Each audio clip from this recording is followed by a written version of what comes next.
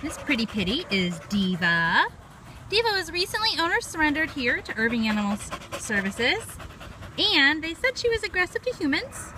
I haven't seen that. That doesn't mean that it didn't happen in some situation, but here she is. She's crawling on my lap. She's been giving me lots of kisses, and she does jump a little. She hasn't learned her leash manners. She's a young girl, so definitely has some learning to do in terms of leash manners. As you can see, she wants to jump up and give love. So perhaps that's what got potentially mislabeled as aggression. Not sure, but at least with me, she was very easy for me to put a leash on her.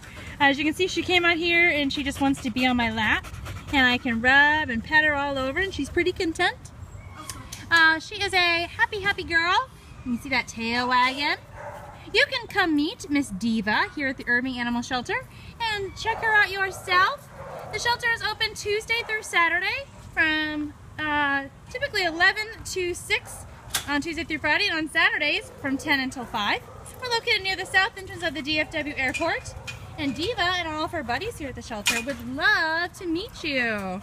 Again, this is Diva. She is a young pitty staffy mix, and she loves to give hugs.